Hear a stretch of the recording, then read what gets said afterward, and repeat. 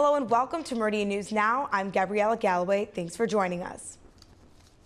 After going into foreclosure, Walnut Hills Golf Course was purchased by Summer Park Realty. However, the future of the former golf course is causing some conflict. It was foreclosed, bought, and now the center of a lawsuit. The former Walnut Hills Golf Course is owned by Summer Park Realty, but its future has led to some conflict with Meridian Township. Summer Park Realty is suing Meridian Township after being denied a request to redevelop Walnut Hills in the way they had envisioned, now leaving them with an unused, empty golf course. So really what this case is about is how intensely can that property be used in the future. Summer Park Realty looks to build homes on the old golf course property.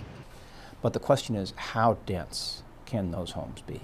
Meridian Township is seeking to limit the size and number of those homes, keeping in mind the already existing residents in that area. Summer Park Realty wants to build around 400 homes, while Meridian Township wants around 280 homes. A resolution to this lawsuit may not take place till later next year, leaving many Meridian Township residents concerned about the future of Walnut Hills. A development of that size is not appropriate for a couple of reasons. The main ones being the amount of traffic that it would generate and the limited access in and out. There's only one entrance on Park Lake Road, one entrance on Lake Lansing Road. The attorney for Summer Park Realty was out of the country and not available for comment, but stay tuned for more updates on this story. We will continue to follow this lawsuit and keep you updated.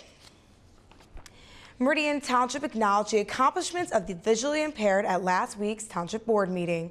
HOMTV sat down for an interview with Dan Opsimer to discuss the resolution. October 15th is White Cane Day, a day to celebrate and acknowledge the accomplishments of visually impaired members of our community. Meridian Township Board member Dan Opsimer read a resolution at a recent board meeting to recognize this day. Acknowledge the history and the many years and decades in which we have tried to improve and do more to make sure that our communities are accessible to all. For Meridian Township resident Donna Rose, she may be visually impaired, but she believes vision is more than sight.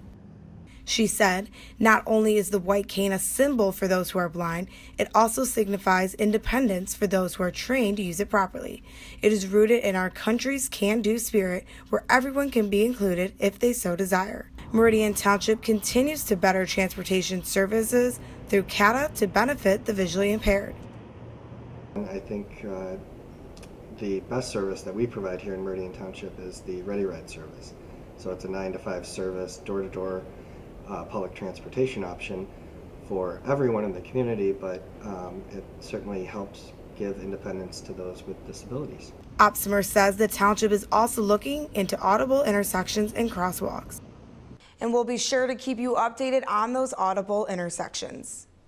The Michigan Women's Hall of Fame held their annual awards and induction ceremony. HOMTV's Raquel Harrington was there for the festivities. To feel someone with the urge and or ability to do or feel something is to inspire. And that's what happened at the 34th Annual Michigan Women's Hall of Fame Award and Induction Ceremony. I mean, the opportunities that women have today weren't available to many of the honorees and inductees that we honored tonight. And so hearing their stories is just inspiring to us. It's inspiring to all the generations that are in the room.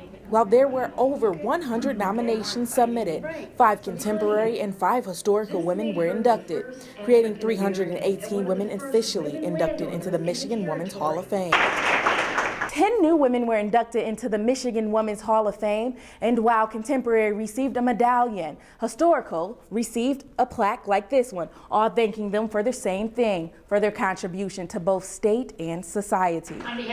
Among the historical inductees were Clara Bryan Ford, whose great-great-nephew accepted on her behalf. She was making sure that the women, the young women, especially on farms, made sure that they had proper health care, a proper education. And continuing the inspiration of inductees was American icon Rosie the Riveter. and all the Michigan Riveters. Without that arsenal of democracy here in Michigan, which were all of those bomber plants and tank plants, the women who are working in them, we wouldn't have won the war. And so we really wanted to honor all of those women. Inspire all of us, and we hope to see more good things from you in the future. Rosie the Riveter inspires a we can do it spirit, where all of us together can do whatever we set our minds to.